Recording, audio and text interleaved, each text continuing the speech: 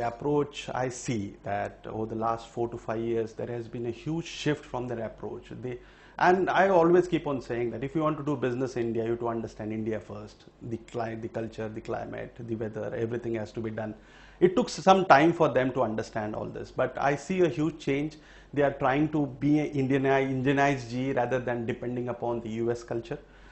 Therefore, I see the Indian team has been working closely with their clients. They have been trying to understand how the data would be, because there can be digital losses, but they are partnering with you to understand and how good and reliable the system can be made.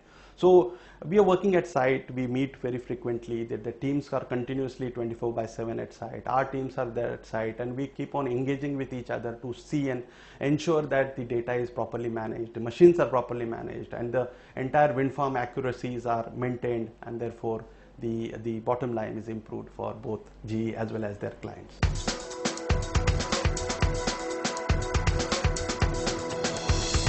This was never taken when you envisaged the project, when you conceived the project. The equity and the debt were never considered this as an expense, because there would be an expense. For example, for me, there is a 6% of energy that I am deviating from the available schedules, so I have to pay as a penalty. So none of the regulators have taken that into consideration while determining the tariff. So this itself now, whenever the regulation is imposed, the regulation in Maharashtra has not yet been imposed. We expect that it will be imposed at certain point of time.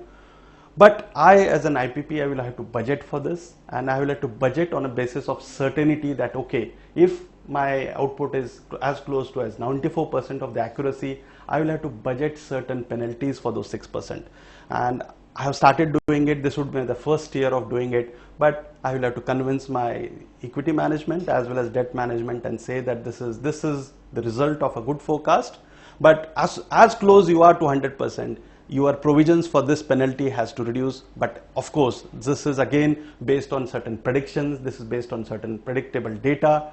More and more amount of data you collect from the stations, and amount as the old wind farm goes older and older, the algorithms are going to be more accurate and accurate. So if I have started with 94% today, I'm sure I will be able to increase that level of accuracy with the help of G algorithm and go at least step by step further. Therefore, whatever provisions I have to be made today may be going less year on year.